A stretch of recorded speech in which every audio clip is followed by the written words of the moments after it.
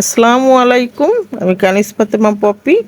নতুন একটা ব্লগে আপনাদের সবাইকে স্বাগতম। আশা করি সবাই ভালো আছেন।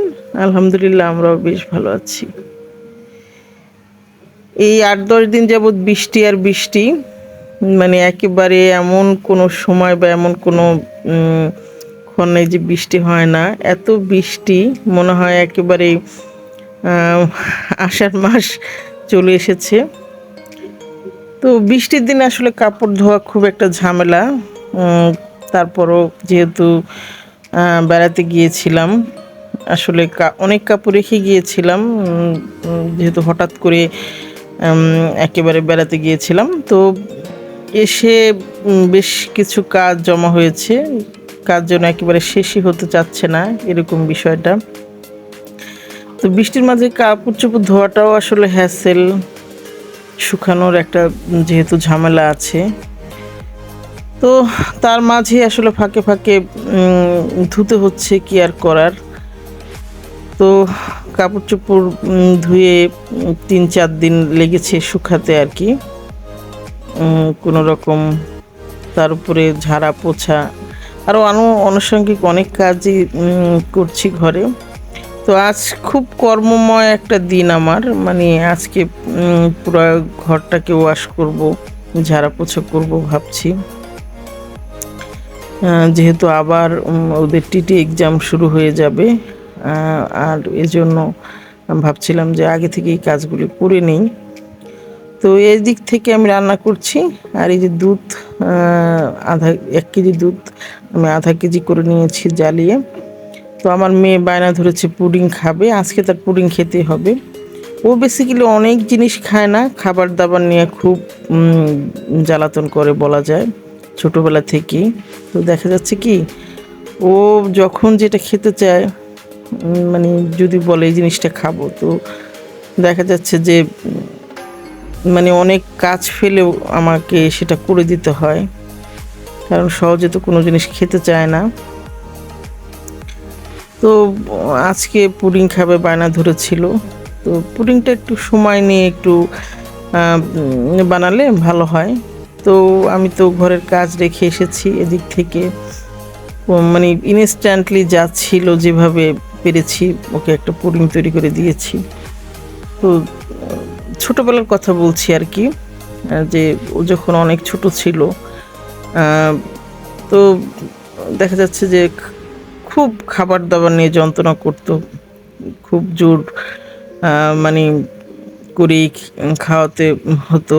তো একটু বড় হলো যখন, 1.5-2 বছর বয়স, তখন ওর বাবা কি করতো, সুন্দর গ্লাস, সুন্দর প্লেট মার্কেটে যে চেষ্টা করতো সবচাইতে ভালো প্লেটটা বা ভালো গ্লাসটা কেনার, যাতে ওই অ্যাট্রাকশন ফিল করে মানে খাবার দাবার খায় আর কি। তো এরকম মানে অনেকভাবে অনেক দিক থেকে ট্রাই করতাম যে ওকে একটু খাওয়ানো যায় কিনা। তো যাই হোক, এদিক থেকে তো আমি পুডিংটা রেডি করছি। এখানে হয়তো বা 4টা ডিম দিলে ভালো হতো, বাট আমি 3টা ডিমই ছিল, 3টা ডিম। আমার ডিমের সাইজটা কিন্তু বেশ বড়ই ছিল। ডিম আসলে 4 বা 5টা দিলে পুডিংটা খেতে খুব ভালো হয়। তো যাদের পুডিং সেট হয় না আর কি, মানে কনফিউশন থাকে যে এটা সেট হবে না, তাদের জন্য ছোট্ট একটা টিপস, সেটা হচ্ছে একটু কর্নফ্লাওয়ার গুলিয়ে মানে দিবেন। ইভেন দেখা যাচ্ছে যে অনেক সময় ডিম কম থাকে, সেক্ষেত্রেও একটু কর্নফ্লাওয়ার দিলে পুডিংটা হয় অনেক। এক্ষেত্রে আপনি গুঁড়া দুধ ইউজ করতে পারেন। তো আমি একটু কর্নফ্লাওয়ার দিয়ে নিলাম, যেহেতু আমার ডিমের পরিমাণ কম ছিল। আর একটা ডিম দিলে হয়তো বা বেশি ভালো হতো, তো ছিল না আর কি। তো পুডিং ওই দিক থেকে বানাতে হবে। তো এটা এখন সেকে নিলাম ভালো করে। এই সেকে নেওয়ার ফলে দেখেন যে কত লাম্পস ক্রিয়েট হয়েছে। আর আমার দুধটা একটু সর পড়ে গিয়েছিল, ওটাও মানে যে গেলে পুডিংটা ভালো হয় না। তো যাই হোক, পুডিং অবশেষে এই তো কোনো রকম আর কি তো যাই হোক, দেখতে যেমনই হয়েছে খেতে কিন্তু বেশ ভালোই হয়েছিল। তো মানে খুবই টেস্ট হয়েছিল পুডিংটা। তো আমার মেয়ে খুব মজা করে খেয়েছিল আর কি। তো পুডিং খাচ্ছি, আর আপনাদের কাছে ছোট্ট একটা রিকোয়েস্ট থাকবে যে ভিডিওটা ভালো লাগলে অবশ্যই একটা লাইক দিবেন। আর আজকে ছিল বৃহস্পতিবার, তো আসার পরে তো আসলে অনেক কাজ করেছি। তো আদা রসুনও শেষ হয়ে গিয়েছিল অলরেডি। এই কাজটা আমার ভীষণ হ্যাসেল লাগে করতে, খুব যন্ত্রণাদায়ক। তো এই রাত্রেই করে নিয়েছি। দেখা যাচ্ছে কাটা থাকলে ইনস্ট্যান্টলি ব্লেন্ডার করা যায়। আর এদিক থেকে সকালে নাস্তা খেয়ে নিচ্ছি। খুব বৃষ্টি পড়ছে বাইরে। রুটিটা আগেই রাত্রে বানিয়ে রেখেছিলাম। তো এই ফাঁকে দেখলাম বেশ খানিকটা রোদ। হ্যাঁ, তো রোদ দেখে তো ভীষণ ভালো লাগছে। আর আমি রাত্রে কি করেছি, এই যে ডাল দেখছেন, এটা হচ্ছে মাসকলাইয়ের ডাল। তো মাসকলার ডাল মানে হচ্ছে ভিজিয়ে রেখেছিলাম। ভিজিয়ে রাখার ফলে মানে আমি আর কি ডালের বড়া দেব আর কি। আর বৃষ্টি যেহেতু বাইরে যাওয়া খুব একটা পসিবল না, তো এদিক থেকে মাছ তরকারিও আসলে শেষ হয়ে গিয়েছে। তো ওর বাবা একটা অনলাইন পেজ আছে, ওখানে মাঝে মাঝেই সে অর্ডার করে। বেশ ট্রাস্টফুল একটা পেজ, ভালো হয় মোটামুটি। যখনই যা কিনেছি, তো কিছু মাছ, ডিম আর কিছু গ্রোসারি অর্ডার করেছিল, সেগুলো আজকে দিয়ে গেল।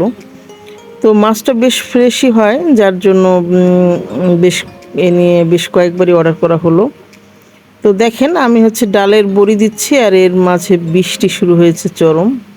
তো মনটা কিছু খারাপ, মানে কিছুটা খারাপই হয়ে গেল যে। তো যাই হোক, ডিসাইড যেহেতু করেই নিয়েছি যে আজকে ডালের বড়ি দিব। তো এখন হচ্ছে মানে আমি আজকে আর ওভেনে দিইনি, আর পুরোটা আমি আজকে ব্লেন্ড করিও নি, কালকে কিছুটা করব। তো আজকে চুলাতে ডালের বড়ি করে নেব। তো এই ডালের বড়িটা না মানে ফ্রিজে রাখতে হয়, আর রোদে শুকালে যেটা হয় ওই বড়িটা হচ্ছে আপনি বছর জুড়ে একেবারে বাইরেই সংরক্ষণ করতে পারবেন। তো যাই হোক, খেতে কিন্তু খারাপ লাগে না। এভাবে ইনস্ট্যান্ট করে নিতে পারেন যারা আর কি ডালের বড়ি আমার মতো পছন্দ করেন। তো এইভাবে কাজকর্ম চলছে।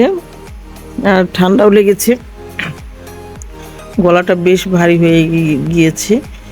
আসলে বৃষ্টির দিনে ভাবি যে ঘুমাবো বা কোনো কাজ করব না, তারপর কোথা থেকে যে এত কাজ চলে আসে ভাবাই যায় না। তো শুক্রবার দিন যেহেতু আজকে রান্নাবান্নার পরিমাণটা একটু বেশি ছিল, প্রায় 4-5 পদ রান্না করেছি একটু একটু করে। এই দেখেন আমার গুণের বহর, ডালের বড়ি বানিয়ে সেটা দিয়ে অলরেডি তরকারিও আমি রান্না করে ফেলেছি। প্লিজ আমার গুণ দেখে কেউ হাসাহাসি করবেন না। তো এই তো আমাদের আজকে রান্নাবান্না, আর এটা কোনো রকম করেছি। তো আগামীকাল যা আছে ওভেনে দিব। তো সবাই ভালো থাকবেন আর আমাদের জন্য দোয়া করবেন। আসসালামু আলাইকুম।